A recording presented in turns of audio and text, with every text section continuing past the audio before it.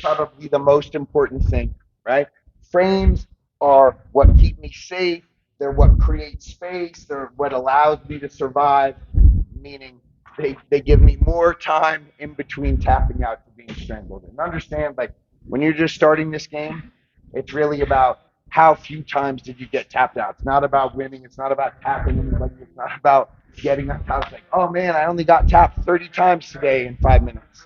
And maybe the next day I only tapped 25 times. My ability to, one, keep my arms in tight. As soon as I start to like push like this, I'm giving guys arms and they're going to start arm barring me and Kimura. I want to think about frames, using these pointy elbows, using my knees, using my shins, using my forearms. Right? This is like seated open guard, seated open guard. I'm all bony and hard to deal with here, right? These are the kind of positions where I'm gonna be in, where like I'm defensively sound, right? Where guys aren't able to separate my limbs, they're not able to grab my neck, Roman. So one of the most important things is when I'm escaping the back, is that I'm starting to put in frames so that he's not coming up into an advantageous position. I certainly don't want him to come to mount, not if there's punches involved where he's going to start beating me up. I don't want him to come up to side control. I want to catch him in my guard, basically between my legs. And in order to do that, I got to use these elbow frames to create space to bring my guard together. We're here. He brings me towards the choking side arm. I clear the leg. I rock this hand up. I call that the beat. Now, right away, he knows he's lost me. Once I'm over the shoulder, he knows that he's not going to be able to strangle me. He's looking to come up. You see how I'm turning to face him? Come back, right? I'm crawling over this. This left elbow, that's what's keeping him away. He starts to come up. My left knee comes in. That's my butterfly guard. That's my rubber guard. That's what was important, was my ability to use that left elbow to create that space to get my guard together. If I come off here, boom, I clear his hip, I curl my hand up through, and I just come up on top, and I don't do anything. Like, maybe I can get a guard together. He probably mounts me or passes to side control. Yeah, mounts. Boom, here now I'm in trouble.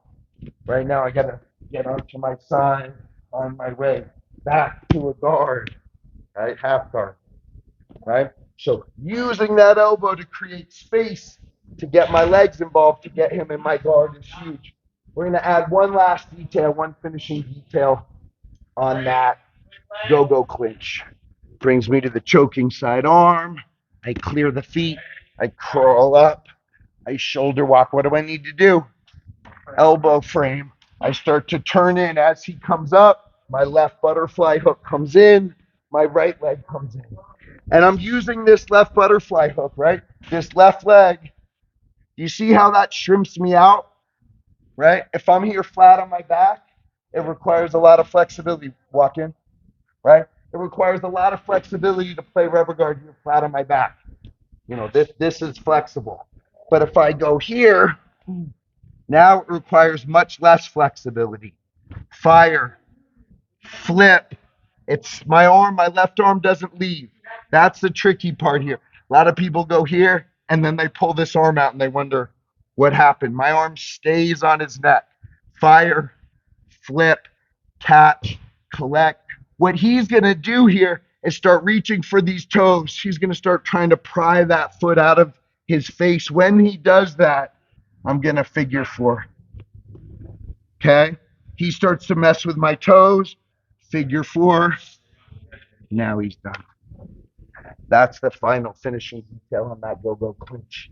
If you're in here and you're having trouble, boom, shrimp out to your side, fire, flip, catch, collect, reach, boom.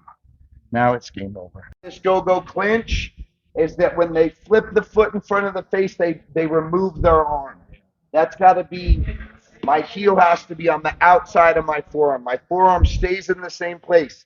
I'm here, I fire, I flip, and I'm right back into that same position with the ankle over the forearm. Gogo Clinch is different than the Gogo Plata in that way. This is superior. All right, something to think about. Bring it in. Thank you guys for being here. If you're sticking around for all levels, grab a clean rash guard, grab a drink, whatever you need, and we'll get back on the mat. 10 planet on 3. 1, 2, 3, 10 planet.